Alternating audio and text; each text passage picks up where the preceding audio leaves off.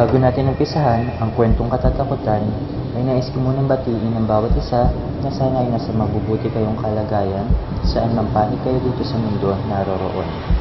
Nais ko na ipabatid na ang kwentong matutunghayan ay hanggang mula sa totoong buhay at karanasan. Now with no further ado, let's start and be scared.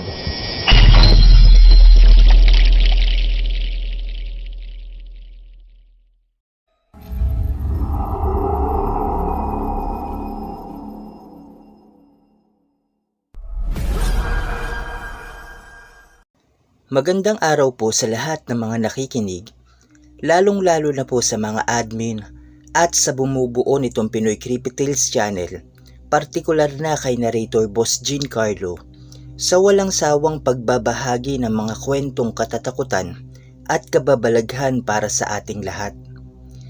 Nais ko lamang pong magbahagi ng isang personal at nakakatakot na karanasan sa mga nilalang na kung tawagin natin ay mga aswang. Itago nyo na lamang po ako sa pangalang Mario mula sa isang bayan sa Cavite. Nangyari ang karanasan naming ito taong 2014, nung kasalukuyan pang nagdadalang tao ang aming panganay na kapatid. Buwan iyon ng Abril at wala nang pasok sa eskwela ang mga pamangkin ko, habang kami naman ay patuloy pa din sa pagtatrabaho sa kumpanyang aming mga pinapasukan. Noong una ay hindi ako naniniwala sa mga multo, engkanto at lalong-lalo na sa mga aswang. Dahil para sa akin, kung hindi mismo ang makakita, makasaksi o makaranas, ay mananatili lamang ang mga itong haka-haka o kwentong bayan. Sino ba naman kasi ang maniniwala sa mga ganyan sa panahon natin na modernisado na at makabagong panahon na puro teknolohiya na ang halos nagpapatakbo sa ating mga buhay-buhay. Isang araw ng linggo iyon, ng kaparehong buwan na taon ay wala kaming mga pasok sa aming trabaho, kaya naman kumpleto kami sa aming mga bahay. Dahil nga sa araw ng pahinga ay tinanghali na akong gumising nung araw na yun. Naabutan ko ang aming panganay na kapatid na nasa labas ng aming bahay, kasama ang aming nanay na nag-uusisa ng mga paninda na nakalagay sa isang bilao. Ang tindero ay isang lalaki na sa palagay ko ay nasa 40 pataas na ang edad. Ilang minuto lamang ang makalipas ay pumasok na din si Ate Mindy at ang aking nanay sa loob ng aming bahay. Tangan-tangan ang mga binili nilang mga gulay at mga prutas. Tuwang-tuwa pa nga silang dalawa dahil bukod sa mura na ang mga paninda ay binigyan pa ang kapatid ko ng ilang pirasong prutas na hindi na umano pinabayaran ng tindero at bigay na lamang sa kanya at sa sanggol sa kanyang sinapupunan. 6 na buwang buntis na si Ate Mindy noong mga panahon na yun, at may kalakihan na din ang kanyang tiyan. Natuwa naman ako dahil sa bukod sa nakamura sila sa kanilang mga binili, ay nakalibre pa sila. Kinagabihan ng araw na yun, ay nakaramdam ng kakaiba si ate na tila daw ba init na init ang kanyang pakiramdam. Yung tipong nakatutok na sa kanya ang electric fan ay pawis na pawis pa din siya at hindi mapakali. Sa ilang buwang pagbubuntis nito ay doon lamang siya nakaramdam ng ganun at paikot-ikot ang sanggol sa kanyang tiyan na kung miminsan pa nga ay nakikita ko yung mga umbok-umbok na tila ba sumisipa ito at hindi din mapakali katulad niya. Pasado 9:00 ng gabi ay nasa kanya-kanya na kaming mga kwarto. 3 kaming magkakapatid. Ako ang pangalawa at ang bunso naman ay si Mark at kaming dalawa ang magkasama sa isang silid. Habang sa isa pa ay ang aking mga magulang at sa kabila naman ay ang aking kapatid na si Ate Mindy at ang kanyang asawa na si Kuya Greg. Nakahiga na kami ng aking kapatid na si Mark at ako naman ay pinipilit lamang na makatulog at nakapikit na ang aking mga mata. Nag-iisip ng mga kung ano-ano o sa madaling salita ay nagbibilang ng tupa upang tuluyan ng makatulog. Maya-maya pa ay bigla akong kinalabit ni Mark na sanhi upang mapadilat ako at tinanong ito kung ano ang kanyang kailangan. Pero sa halip na sumagot sa aking tanong, ay nakatingin lamang ito sa aming kisame na parang nakikiramdam o may pinapakinggan. Kaya naman tumahimik na din ako at nakiramdam sa kung ano. Hanggang sa naulinigan ko na lamang na may mga mahihinang yabag akong naririnig sa aming bubungan na mahahalata mong nagpapaikot-ikot sa aming bahay at hindi gumagawa ng anumang ingay. Dahan-dahan akong umupo sa aming higaan at nakaramdam ng kaba sa pag-iisip na baka may masasamang loob o akyat bahay ang nasa yero namin ng mga oras na yun. Ang lugar nga po pala namin ay hindi dikit-dikit ang mga bahay at kung may mga taga Cavite man dito na nakikinig ay tiyak na maiintindihan ninyo ang aking ibig sabihin. Pagkaupo ko, hindi pa din ako gumawa ng ingay at nanigurado kung yabag ng tao o yabag ng hayop ang nasa bubong. Pero nakumpirma ko din sa aking sarili na ito ay nanggagaling sa isang tao dahil sa may kabigatan iyon. At imposible na maging sanhi iyon ng pusa lamang o ng anumang hayop. Nagsanyasan kami ni Mark na lumabas ng aming kwarto at nagtungo sa silid ng aming mga magulang. Naabutan namin na nakaupo si nanay sa kama, habang si tatay naman ay nakatayo at nakitingala sa kisame na nung nakita kami nito ay sumenyas ito na huwag maingay gamit ang hintuturo sa kanyang bibig. Humigit kumulang 10 minuto kaming mga nakatayo at patuloy na nakikiramdam ng bigla kaming nakarinig ng lagapak sa lupa na alam naming may lumundag dahil sa may kalakasan iyon at dinig na dinig namin ang lagapak ng kanyang mga paa sa lupa. Nakapatay ang mga ilaw namin at tanging sa labas lamang merong ilaw. Kaya naaninagan namin ang isang figura ng tao na dahan-dahang naglalakad paikot sa aming likod bahay. Marahan kaming mga lumabas ng kwarto at sinundan ang anino ng tao na nasa labas ng mga oras na yun. At doon lamang ako nakaramdam ng kakaiba. Yung tipong mainit ang loob ng aming bahay at may nanggagaling na kakaibang amoy sa labas na hindi ko matukoy o mawari dahil sa iyo ng unang beses na nakaamoy ako ng ganun. Nasa may gawing kusina na kami at kitang-kita naming pamilya ang pag-ikot ng seradura ng aming pintuan na para bang pilit itong binubuksan. Nakagawian na kasi namin na bago matulog ay nakasarado na ang lahat ng mga pintuan at mga bintana para na rin sa aming kaligtasan. Dahil sa nasa likod na pintuan ng taong sinusundan namin kanina, ay hindi na namin ito maaninag pa. Pero laking gulat at kilabot namin ang bigla nitong kalmutin ang aming pintuan. Kasabay na rin ang isang pag-atungal na nanggagaling sa isang aso. Wala kaming aso at katulad nga po ng sinabi ko, ay magkakalayo ang mga bahay sa aming lugar at imposibleng may makapasok na aso mula sa ibang bahay dahil nakasarado ang aming gate at may kataasan ng aming bakuran na imposibleng malundag o matalo ng anumang hayop.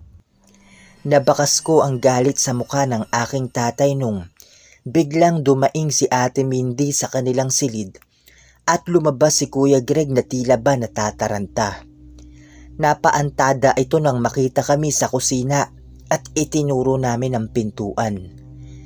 Patuloy pa din sa pagkalmot kung sino man o anuman ang nasa likod niyon. At sa galit ni tatay ay kumuha ito ng itak na may kalumaan na at sumigaw na kung hindi ito titigil o aalis ay uuwi ito sa kanilang bahay na may tapyas sa kanyang katawan o di kaya'y hindi na ito masisinagan pa ng kinabukasan. Pero Sa halip na mabahala, mangamba o matakot ang nilalang na yun, ay tila ba mas lalo pa itong naging agresibo na yung pagkalmot sa aming pintuan ay sinamahan na nito ng mga pagdunggol-dunggol na lumikha ng malakas na ingay. Dito ay nagdesisyon na kami sabay-sabay na lumabas at harapin ito. Pero pagkabukas namin ng pintuan ay wala na ito doon. Kitang-kita naming lahat ang mga gasgas sa aming pintuan na sanhi ng pagkakakalmot nito. Lakas loob kaming lumabas ng bahay at umikot sa aming bakuran. Pero tila binuhusan kaming pare-pareho ng malamig na tubig nang makita namin sa ibabaw ng aming bakuran na gawa sa mga makakapal na kahoy ang isang lalaking nakatalikod sa amin. Nakaupo ito na walang suot na anumang saplot. Nangingintab ang kanyang katawan na tila ba nagpahid ng uling at langis. Unti-unti itong lumingon sa amin ni Tatay, Mark at Kuya Greg na sobrang nanlilisik ang mga mata. Hindi ito yung normal na mapula kundi naninilaw na mahirap ipaliwanag. Ngumisi ito at lumabas ang kanyang mga ngipin na mahahaba, nakausli, matulis at hindi magkakadikit. Habang ang kanyang ilong ay maihahalin tulad sa aso at ang kanyang buhok ay gumagalaw-galaw pa na parabang may mga sarili itong mga buhay. Yung takot ko noon ay sobra-sobra dahil alam ko sa sarili ko na ang nasa harapan namin ng mga oras na yun ay isang aswang. Pagkatapos ay bumaba ito papalabas ng aming bakuran. Pero ang nakakapanindig balahibo ay pabaliktad ang kanyang ginawang pagbaba na una ang ulo pababa sa lupa sa labas ng aming bakuran. Nung mga kapwa na kami natauhan ay doon lamang kami mga nakakilos at sumilip sa aming bakuran. Pero wala pang ilang segundo o ilang minuto buhat nang ito ay kumilos ay hindi na namin ito nakita kahit na anino man lamang nito na para bang sa isang iglap lamang ay bigla na lamang itong nawala sa isang kisap mata lang. Hindi lang iyon ang una naming karanasan pero dahil sa may kahabaan na ang aking kwento ay dito ko na lamang po muna ito tatapusin. Totoo nga na kapag nakakita ka ng aswang ay mawawala ang iyong tapang, mababahag ang iyong buntot, at tatakasan ka ng lakas ng iyong loob dahil sa kakaiba at lubhang nakakatakot ang presensya nito. Sa susunod na aking ibabahagi ay ang karanasan namin ulit sa aswang na iyon. Pero mas nakakahindik pa dahil sa kwento at karanasan naming iyon ay hindi na lamang ito nag-iisa. Kumbaga, nagtawag pa ito ng mga tropa o kasama. Sa ngayon ay hanggang dito na lamang po muna. At muli, ako po ito si Mario mula sa bayan ng Cavite.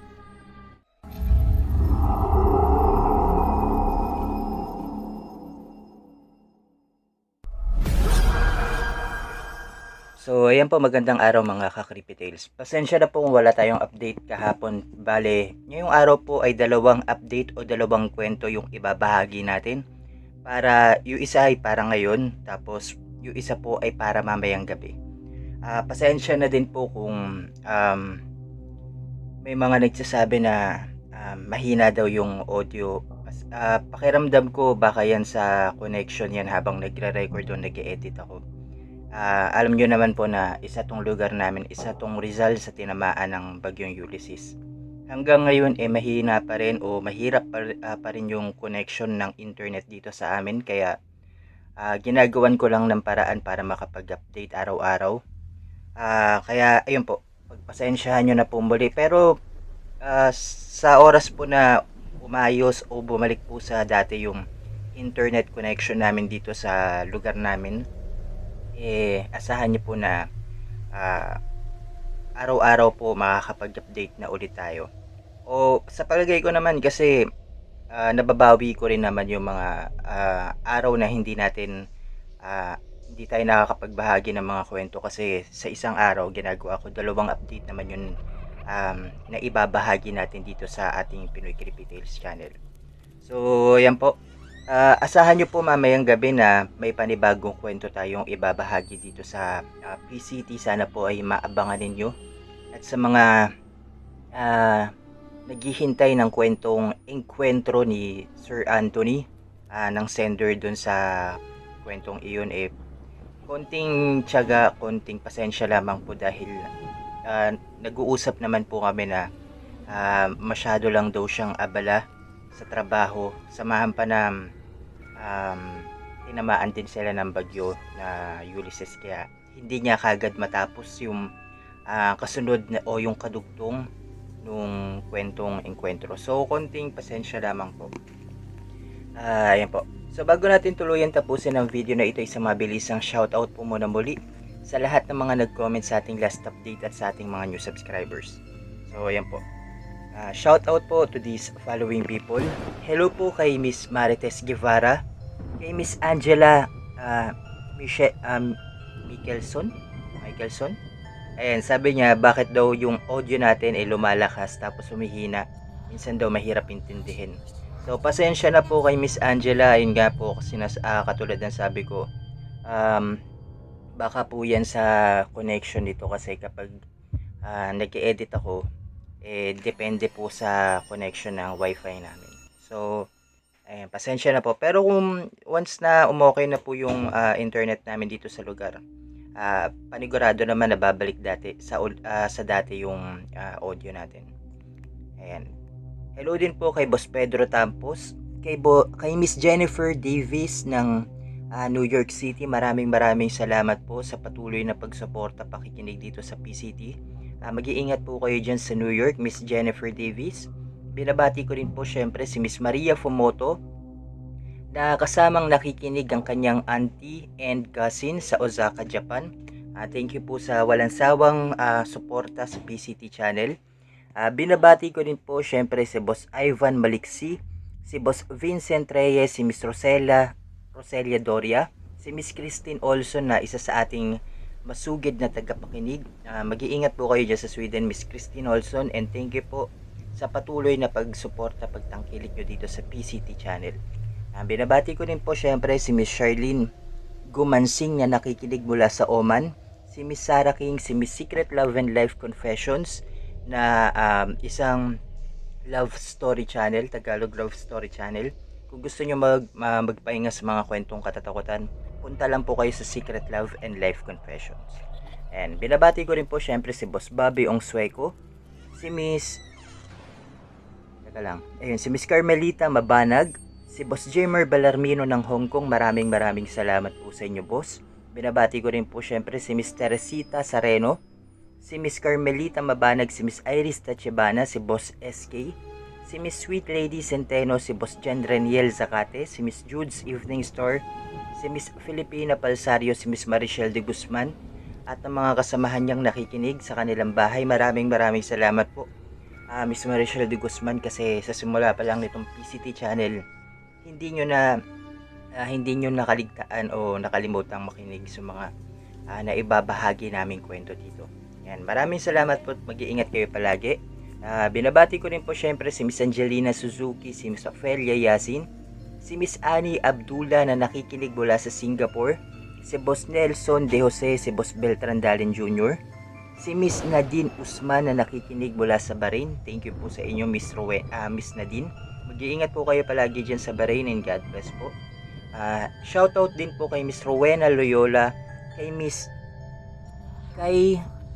Kayla Rim Gusto ng Oman. Maraming salamat po, Miss Kayla Rim Gusto, sa pakikinig, sa suporta nyo dito sa PCT channel. Binabati ko rin po syempre si Miss Marites Guevara, si Boss Pedro Tampos, si Boss Nestor Bauyon, si Boss Allen Zunias. Ayan, isa sa mga naghihintay sa kwentong engkwentro ni Sir Anthony. Ayan, hintay-hintay lang po kasi panigurado once na matapos niya yung kwento niya o yung kadugtong ng kanyang karanasan, maibabahagi niya kagad yun dito sa ating PCT channel. Ayan, shoutout din po kay Miss Janet Verga ng Qatar, kay Miss Sari-Saring Kwentong Buhay. Ayan, subscribe po kayo sa kanya. Sana po mabisita nyo din ang kanyang channel. Sari-Saring Kwentong Buhay. Pwede rin siguro kayo mag-share ng mga life experiences nyo. Siguro mga nakakatakot, love story.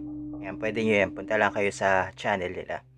Ayan, binabati ko rin po, syempre si Miss Eileen Doroteo, si Miss C. Jersten, si Miss Wilma Pascual, si Miss Neneng 3M, si Miss Annelyn 30, si Miss Neil de France, si Boss Austin Taguba na nakakausap ko sa ating PCT page sa Facebook. Maraming salamat po. Boss Austin Taguba, salamat sa suporta, sa pakikinig at sa tiwalang ibinigay nyo dito sa PCT channel. Sana patuloy nyo lang tangkilikin at suportahan itong ating community dito sa Pinoy Creepy Tales, and mag-iingat po kayo palagi, Sir Austin Taguba. Ayan, shoutout din po syempre kay Miss Rachel Fernandez, kay Miss Maria Celar, kay Miss Doris Rivera, kay Miss Iris Tachibana, kay Miss Teresita Saironi, kay Boss Jory Silvano, kay Miss Sweet Lady Centeno, kay Miss Jude Safening Star, kay Miss Jocelyn Laus. Maraming salamat po. Binabati ko rin po syempre si Miss Linda Lynn, si Miss Marie TV na isa sa ating avid listener supporter dito sa PCT. Thank you po. Shoutout din po kay Miss Fleur de Liza Tarnate, kay Boss Black Family, kay Miss Christina Varela, kay Boss Ronald Mira. Maraming salamat.